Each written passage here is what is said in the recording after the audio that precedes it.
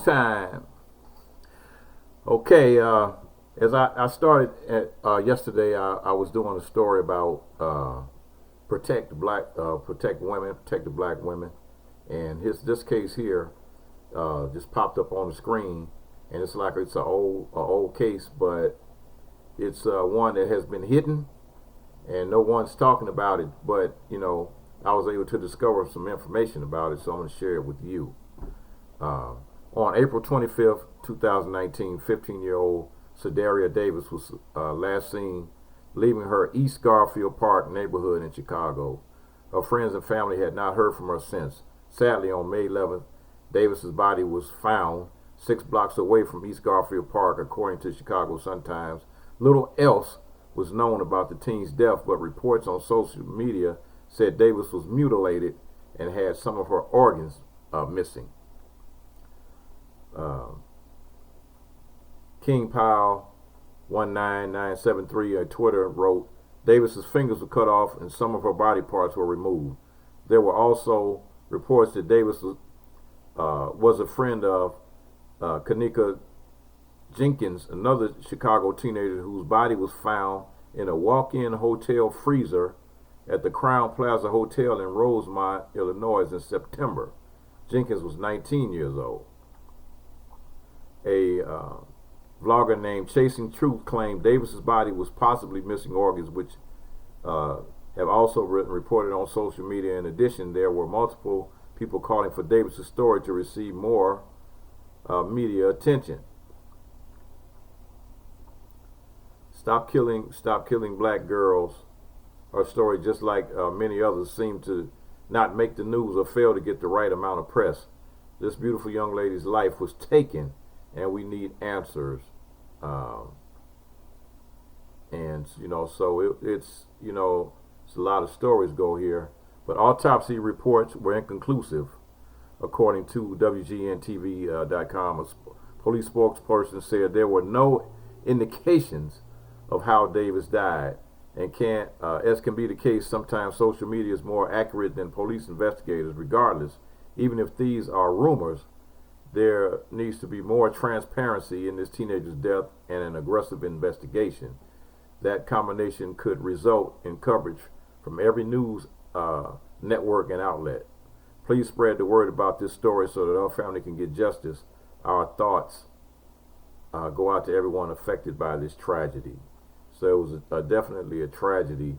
It's a young teenager who lost her life. Life was snuffed out, and her name was Sedaria Davis, and she passed.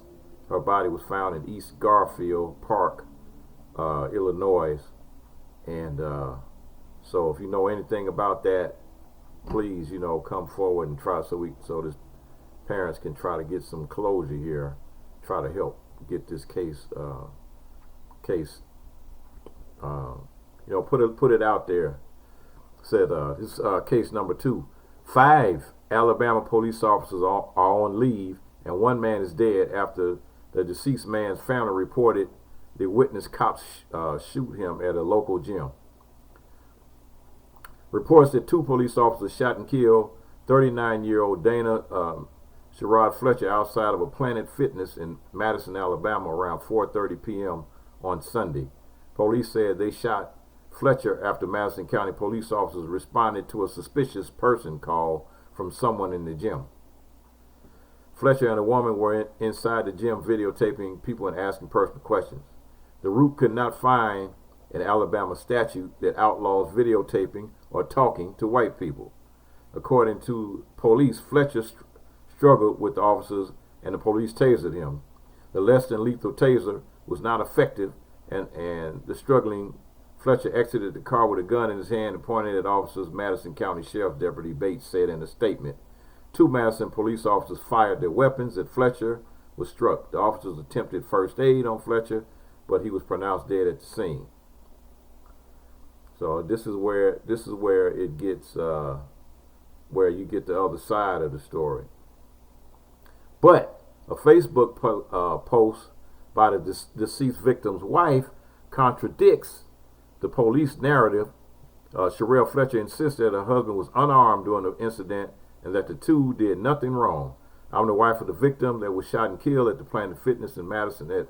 Earlier, I was sitting in the driver's seat of the van during the entire incident. Sherelle adds that the officer tried to stop her husband from closing his door and grabbed Dana as another officer released the dog. At the same time, Dana claims another officer broke her window with the billy club and pulled her out of the van head first while holding her daughter, injuring the child in the process.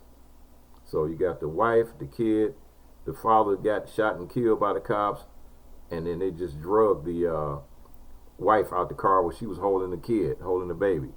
Sherelle notes that Dana did not run and that his body was lying beside the vehicle after he was shot. I saw the officer shoot him, and I saw his body on the ground covered in blood.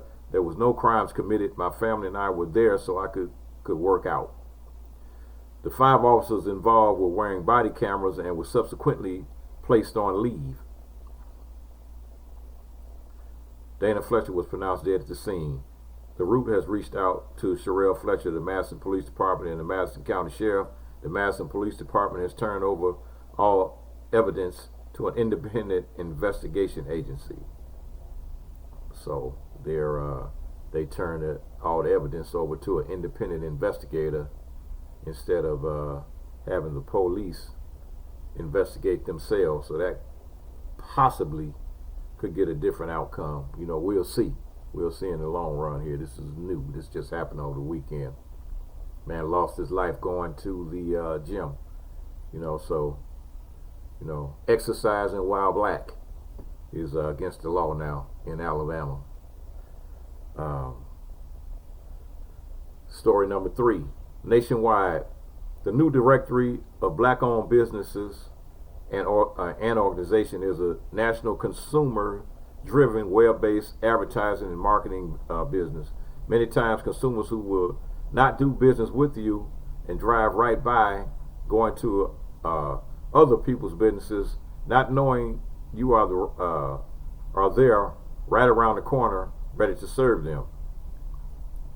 Directory of Black-Owned Businesses organization motto is designed to create a viewing audience that is reflective of black communities while providing an online platform to support public businesses and organizations in African American communities. The directory endeavors to provide black-owned businesses and organizations with an opportunity to advertise, share resources, and promote cooperative economics through a mutually shared platform.